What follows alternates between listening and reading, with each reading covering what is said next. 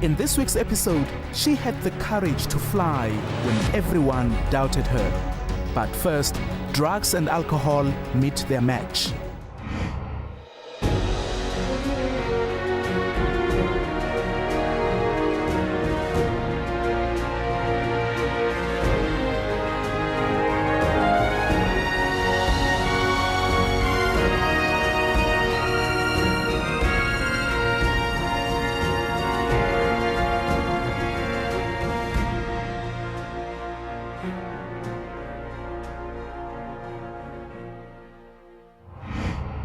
It initially seemed like a phase that would pass with age.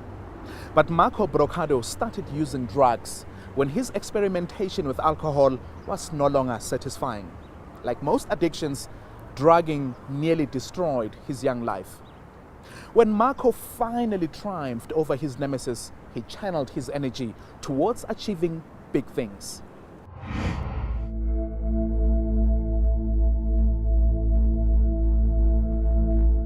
Like many kids his age, Marco Brocaddo succumbed to peer pressure. Around about sort of 13, 14 years old, started with alcohol and messing around with drinking, going out and sneaking out and getting drunk.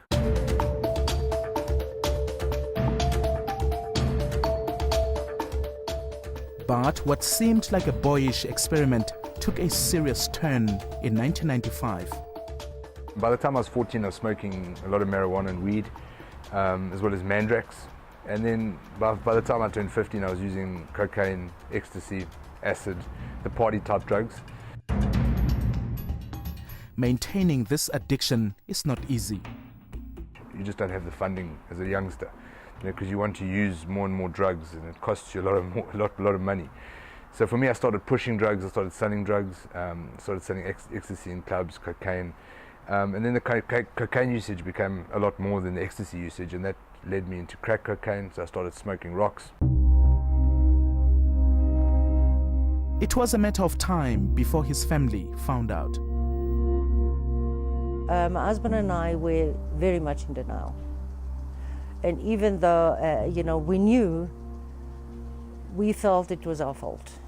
The sister were trying to help, but he wouldn't listen. My nephew was trying to help, he wouldn't listen.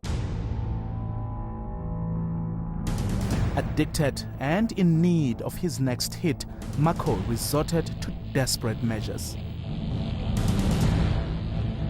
And I started stealing things from my family. I started, basically taking the TV, the DVD machine, everything that was movable in the house that was of any value I'd steal, so I'd steal money out of their wallets, I'd steal phones. And it got worse. I was so desperate at one point that I even considered, right at the end of my addiction, if I could possibly figure out a way to kill my own parents, while they were sleeping, so that I could claim the inheritance money that they would leave behind, thinking that, if they were dead, I could get more money to use drugs. But thankfully, this thought was never followed by action. By now, the drugs were destroying Marco. He was going in and out of jail, involved in multiple car accidents, and tried to commit suicide. As I got worse, I became epileptic because of the volume and quantity of drugs I was taking, and my brain was just fried, literally. And I couldn't function anymore. I was having 15 seizures a day. I would have spasms all the time. Despite all the heartache he caused his family, they never gave up on him. Until one day when his mother had had enough. I said to him, well, why do you carry on doing these things? Why? And he turned around to me, he says, you don't know what my life is. You've got no idea how difficult it is. And that was when I decided enough is enough. And I said, okay, you know what? I don't know what your life is, and I don't know what your life will be. From now on, you're not my son anymore. And I walked out. It was a bitter pill to swallow. At first I was indignant. I was like, how can you do this to me? I'm your son. Yeah, I just realized in that moment that I'd managed to alienate everyone that ever cared about me. And I was finally, at that point in time, I realized how alone I actually was. That moment where my mom and my family turned their backs on me was actually a catalyst in me making the choice and the decision that was required to want to come clean. He took a life-changing decision, going into rehab and committing himself fully to the program. 3 years later, Marco came out a new man with new dreams and a clear plan for the future.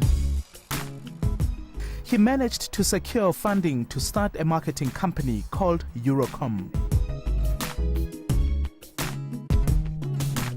Out of nothing, he and his 2 partners built a thriving business. In 2007, Marco decided to go it alone and bought out his colleagues, a remarkable achievement for a man addicted to drugs a few years earlier. But being a successful entrepreneur wasn't enough for Marco. One thing I learned during my time in rehab, and I'd worked there and I'd stayed there, is that we get helped and we get saved as addicts out of this addiction so that we can help other people.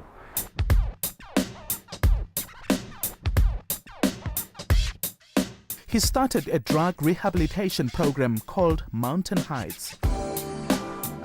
He takes recovering addicts to the 7 summits to show them that they can literally climb any mountain they face in their lives.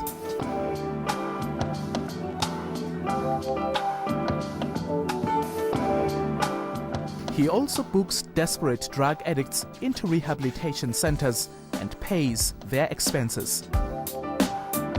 Once they successfully kick their habit, he helps them to reintegrate back into their families and even employs some of them. I went into rehab for 12 months and I'm clean now for 1 year and 8 months. I'm 8 months out of treatment, and he offered me a job as well when I came home. That was this year, and I've been working here ever since.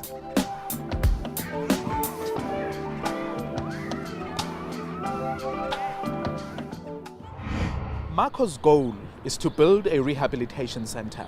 In the meantime, he's looking to fund as many people as possible to help them overcome their habit. Still to come, she had the courage to pursue her dreams in an industry that was unwelcoming to women.